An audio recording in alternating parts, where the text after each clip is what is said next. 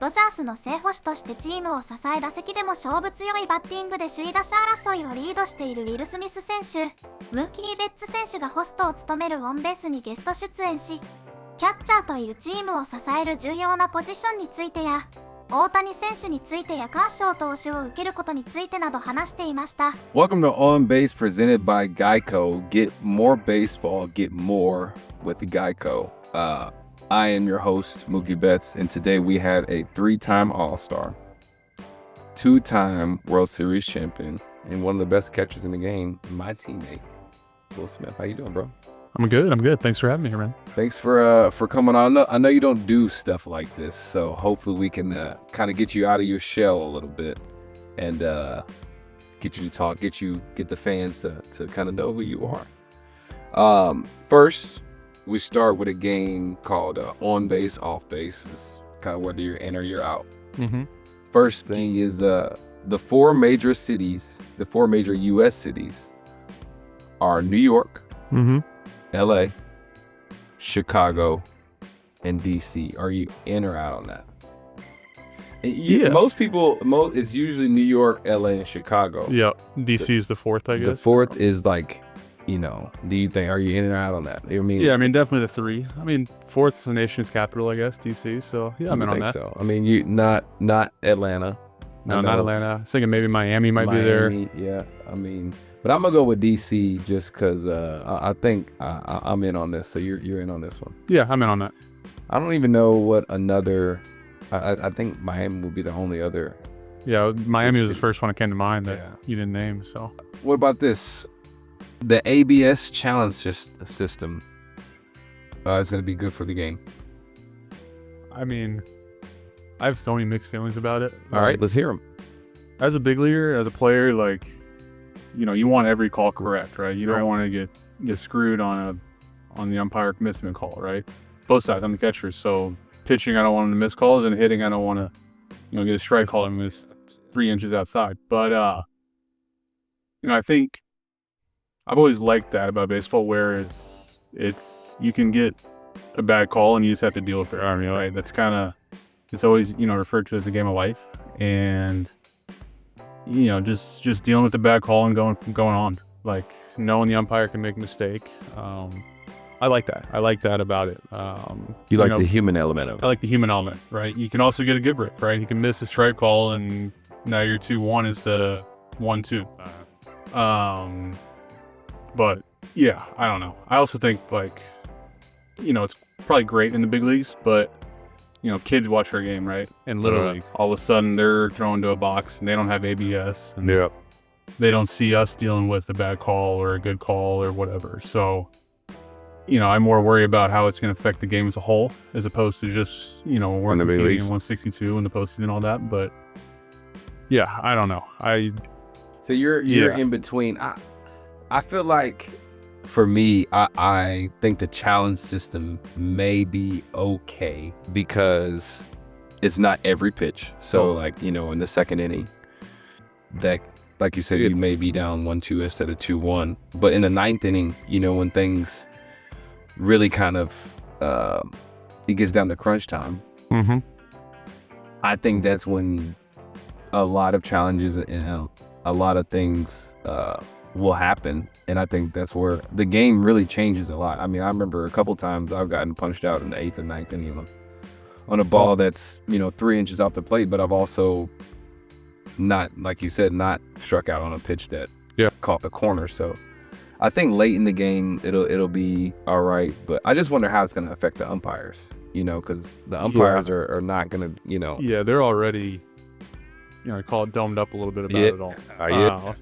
They're second guessing themselves enough, and maybe the challenge system helps. It might help them, might make them relax a little bit and help them. I don't know, or it might make it worse. But I think just from all the discussions I have, 90% of them want to get the call correct, and it's hard. But then they start thinking about it, or emotions get in with challenges. I don't know. I don't know what's gonna happen. I do think that I'm curious to see how the teams challenge.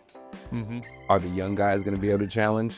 If Alex Freeland goes up there and challenges, and he better be right. He better be right, You know, but if Shohei goes up there and challenges, I think everybody's going to be like, I mean, you know, kind of whatever. So we'll see how teams kind of what the strategy is behind it all, and if there's gonna be more challenges on the hitting side or on the pitching side. You know, so we'll see how that plays out. Okay, so next thing, you're always down to make small talk with the batter. 99% of the time. Really? Yeah. So you talk to the guys? Yeah, like a little bit. I just kind of go with them. You know, I'll say hi or whatever. If they want to talk, I'll talk. But if they don't, So what do y'all talk about? Like, what would it be a conversation? Oh man. I mean, you get more like before they get in the box, right? Oh, okay. Because you know, I'm not talking to them while they're trying to hit. Right, I'm trying to decide what pitch to call and all that. But it's usually just, hey, how you been? How's your family? Stuff like that. Oh, just okay. Normal, So it's just normal little small quick talk in and stuff. out. Yeah, quick in and out. And so, do you do that? Like, what if one of your homeboys comes up? Are you talking to him every time he sometimes, comes up? Okay. Yeah, sometimes. Do you ever tell them, like, you know, good swing last at bat, or? I'll tell them that, you know, good swing, whatever. Yeah, for sure. And this is for everybody, or just the people you kind of know? That's probably one of the people I know, you know, and have a better relationship with, just from playing with them, playing against them more often, whatever. And have you ever like became friends just from, you know, those quick little interactions? No, probably not. No, okay. No, okay. I mean, I, you know, come across guys in random public and talk to them, or say hi or whatever. But yeah, you know, it makes it a little easier maybe to have that conversation, just small talk. But whatever. So who talks the most to you? Like, you know what I'm saying? Out of everybody, like that's which come guys? Which guy? Like, anybody talk the most to you? Just depends, man. Just depends. I don't know. I can't think of anybody off the top of my head. So nobody comes in like stone cold, doesn't really. No, some guys do for sure. Really? Yeah, some guys will come in, you know, maybe say hi, and then they're locked in, and that's it. Okay. Yeah. And so, you know, Buster Posey recently just said, you're all business behind the plate, and you're not really trying to be anybody's friend.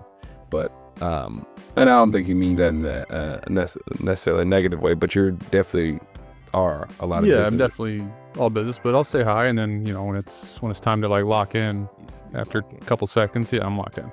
And Posey also said he sees a lot of similarities between you and him. So does that mean anything to you? Like, is that? I mean, you know, I grew up watching him, right? And he's arguably one of the best catchers ever, top 5 for sure. You know, 3 World Series champion. Yeah, I mean, it's definitely a compliment. You know, and you got to play against him too. So was that ever? Did you? Yeah, it was cool. Guys ever I talked to him a little bit. Okay. You know, more in the box and stuff. Okay. Yeah, he was always nice to me. You know, I was always encouraging and stuff, but you know, he was trying to beat us as well. For sure. So he said some funny stuff to me in the past, but probably not keeping that on air. So. All right. So last one, our rivalry with the Dodgers and Padres has overtaken the Yankees Red Sox as the biggest rival in the game. Are you on base or off base with them? I don't know, man. I'm kind of off base on that. I think, you know, we've had 5 years now of some really good baseball games, really good series, postseason matchups and stuff. But, you know, the Red Sox Yankees is 100 years old. Yeah. You know, like that's the rivalry in baseball, just from a historical standpoint. I'm not taking away from our, you know, bouts with them, but I just think, you know, time and longevity mean something a little bit more than where we're at with them. But yeah, no, it's fun though. I agree with that. I think you know, playing with the Red Sox, going into that rivalry it's not just about baseball. I feel like here is mostly just about baseball, like who has the best team. And it's beautiful thing, right? I definitely enjoy coming to the Petco and hearing all hearing all the fans and whatnot, super loud, and it's a great atmosphere to play baseball. But you know, with the Yankees and Red Sox, it's like baseball, but it's like about the cities. You know, it's like whose city is better. You know, who can get louder and all this other stuff. So I think to your point, it runs much deeper and so long with the history. And whatnot. So I'll be off base with that. But you grew up a Red Sox fan. I did, yeah. I've got some family up in the Boston area. Okay. Grandma lives on the Cape and stuff. So, Okay. yeah, when I was, So who did you watch growing up? Like, who was your favorite player growing up? I mean, that was like Veritek, No, Euclid, Big Poppy Manny. Okay. It's all those guys. So, yeah. I mean, obviously 2004, I was 9 years old when they made that run and stuff. Came back against the Yankees. Doc. Yeah, Doc. Yeah, like, exactly. I didn't even realize that was him till like, Yeah. when I called up, I'm like, oh, okay, that was you. That makes sense. But yeah, no, I was hooked. Became a fan from them, like right from then. Oh, nice. Okay. All right. So let's get a little more into the Dodgers Padres. This little situation going on right here. We're tied. And all year we were in first, playing and whatnot, and then we had a little rut. Mm-hmm. And now we're tied. I really kind of appreciate this because it forces us to play. Yep. The whole season. I remember, I want to say my first couple of years, we won the division with like a couple weeks left in the season, and we ended up getting put out a couple of times early. Yep. But now with this rivalry here, and not with the rivalry, but with them tied with us, I feel like it's going to help us in the long run. What do you think about that? Yeah, I can agree. I look back to 21, us versus the Giants. Mm-hmm. They won 106 and won 105, and it was down to the last day. But we were locked in for that wild card game. Great series and 5 games versus the Giants and beat them. But we can never take the foot off the gas. It was go time. The whole month of August, whole month of September. So yeah, obviously we came up short in 21. But I don't think that was a mentality thing. I think that was, the Braves just beat us. Yeah, they just beat us. Yeah. There's nothing we can do about that. So yeah, no, I think it'll be good for us. So. And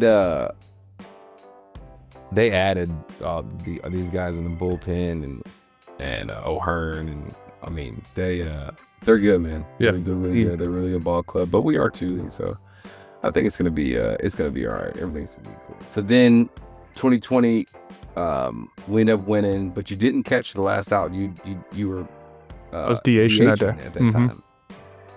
Barnesy was catching at that time, and so then going into the next couple of years, you started catching. Your role really expanded.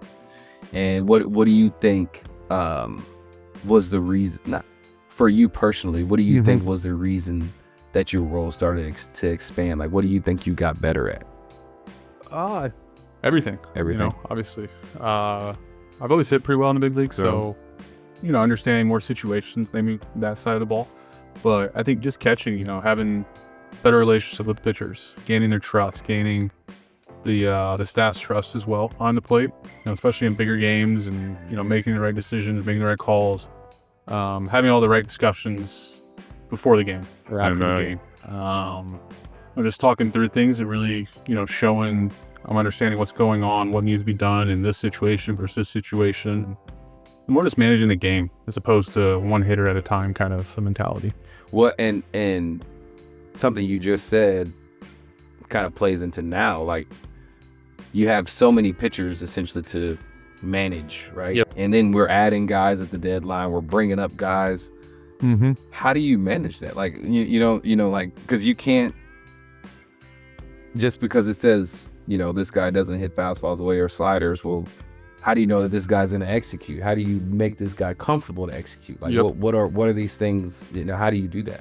Yeah, I think, one is trying to make the pitcher comfortable with me and trust me. And does that play a part in like just walking around the clubhouse? Yeah, when they show up, talking to them a little bit.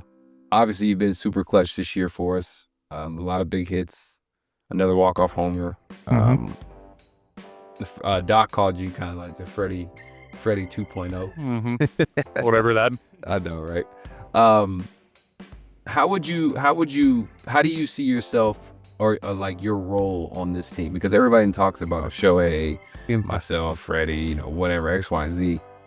But like, you're right there in the middle, and arguably the most important guy in there. So how do you see yourself, or how would you define your role on the Dodgers?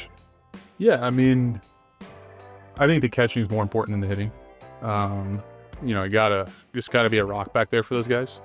Gotta be locked in every single pitch. Especially with this staff. Yeah, with this staff for sure. I mean, we got a lot of really talented arms, but you know, you just gotta be back there for them every single pitch, every single day, whatever they need.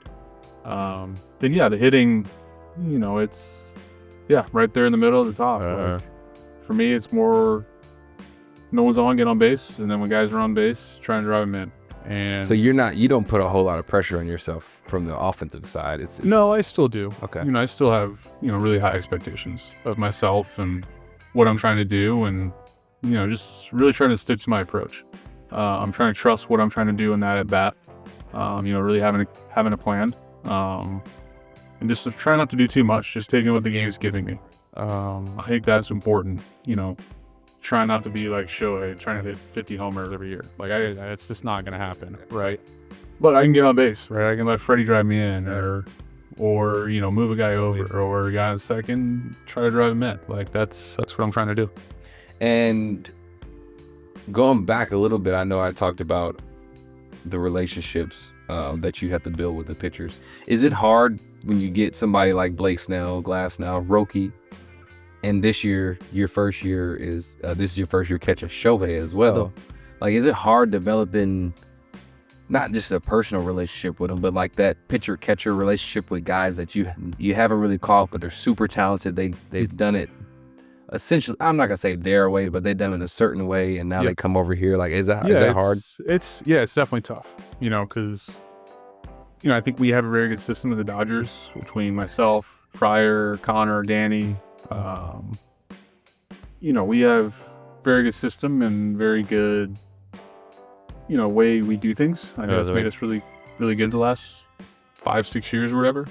So yeah, you take a guy like Snell, right? He's very set in his ways and what he's trying to do and how he thinks of the game. And yeah, it's more, you know, going with them, doing what they do well, keeping them comfortable, finding times to, you know, critique, not be like, what the heck were you thinking here? But man, I thought we could have done this different, right? And then it's just an open dialogue, right? Like, it takes time, it takes experiences together, it takes failure together to really, you know, learn and not mess up the same situation the next time. And there's a guy specific that you didn't start off catching.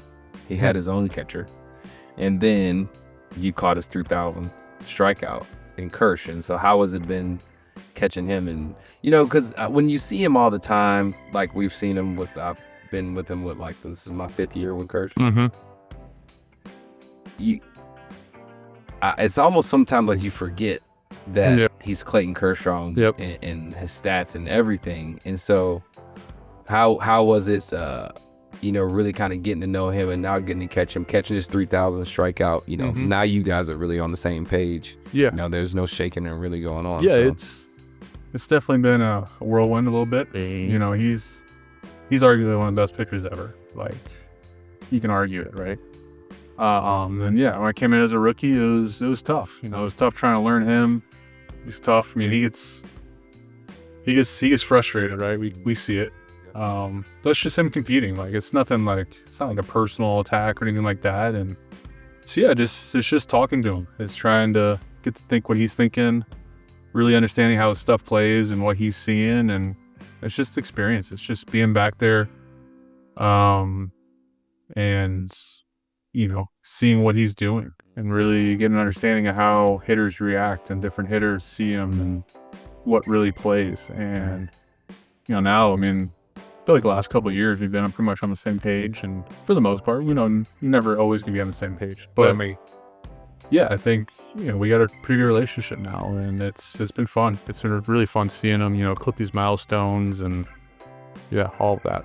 It's just crazy, man. I see him walk around and, like, you know, especially during the games, you know, when he'll give up a couple hits or something, he gets pissed up there. He gets really mad up there. And so I remember going in, and me and you, I remember we had a mound visit, and me and you looked at each other like, okay, who's gonna talk? Neither.